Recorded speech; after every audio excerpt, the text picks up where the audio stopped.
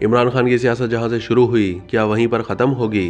क्या बुशरा बीबी ने इमरान खान की कहानी को अंजाम तक पहुंचा दिया? क्या रूहानियत के नाम पर जाल बिछाया गया था?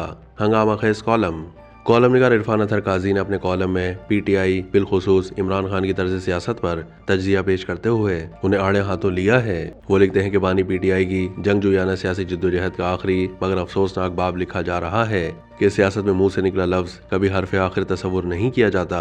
सियासतदान अपनी नजरियाती फिक्र सोच के मुताबिक आवाम के दिलों को गाहे गाहे गरमाते रहते हैं, उन्हें जोशीले इनकलाबी नारों से वरगलाते हैं और मौके पर खुद मैदान छोड़कर अपने पीछे बेआसरा छोड़ जाते हैं।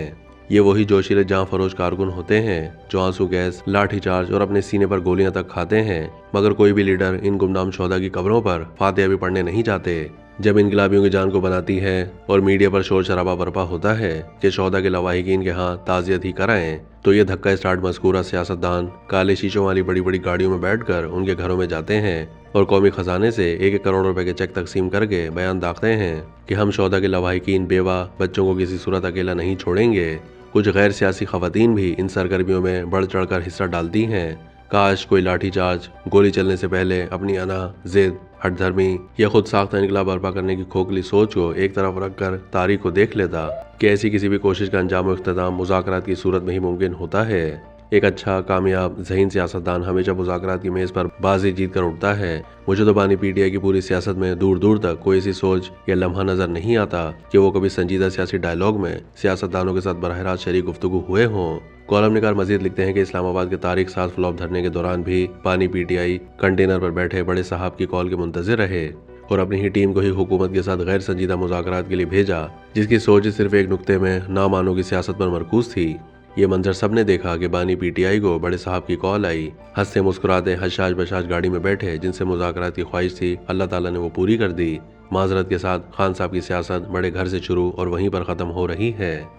इरफान अतहर काजी ने इमरान खान की मुश्किलात का जिम्मेदार खुद उन्हें और उनकी अहलिया को करार देते हुए तज्जिया पेश किया है कि आज अगर हम ये कहते हैं कि फैज़ हमीद केस की सूरत उनकी जान पर बनाई है, तो इस नाजुक तरीन लम्हे तक पहुंचने में भी खुद बानी पीटीआई और उनकी बेगम का मुश्तरका किरदार है। कि जब हम ये लिखते थे कि पीर मुर्शिद की इस जोड़ी को जो रातों रात इल्हाम होते और सुबह उठते ही ऐसे ऐसे चमत्कार होने लगते थे जो जीती जागती आंखों ने ना पहले कभी देखे थे ना आइंदा देखेंगे, तो आशिकान इमरान हमारा मजाक उड़ाया करते थे और ये कहते थे कि बुशरा बीबी बहुत ताकतवर रूहानी कुव्वत रखती हैं, तो हम उन्हें कायल करने के लिए दलील देते थे कि हमारा भी बड़े बड़े पीरों से ताल्लुक वास्ता पड़ता रहा है। हमें तो दौरे जदीद में दूर दूर तक ऐसी कोई शख्सियत नजर नहीं आई कि जिसकी रूहानी कुव्वत से कोई करिश्मा रोनुमा हो जाए, मगर आशिकों के क्या कहने, खैर हैंडसम बॉय की कहानी को रूहानी बेगम ने अंजाम तक पहुंचा दिया है, जिस पर जितना भी मातम किया जाए कम है। कि एक भले मानस खान को इस पीरी मुरीदी ने क्या से क्या बना दिया है। रूहानी बेगम के सारे चिल्ले उल्टे पड़ चुके हैं। कॉलम निगार इमरान खान और बुशरा बीबी को शदीद तनकीद का निशाना बनाते हुए उनके बदतर अंजाम की पेशगोई कर दी।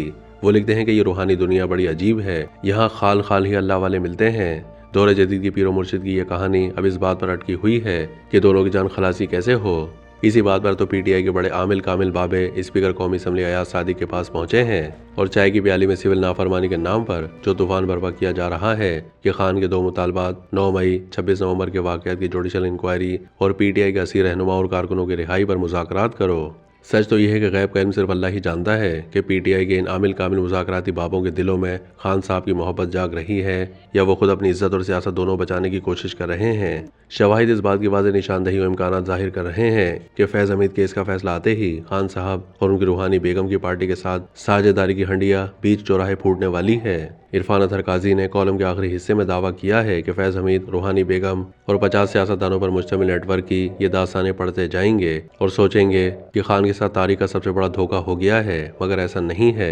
ये सब कुछ एक तयशुदा तरतीब और रूहानियत के नाम पर बिछाया गया एक जाल था। शादी से कैद तन्हाई तक एक सनसनीखेज कहानी जल्द मंजर आम पर आने वाली है।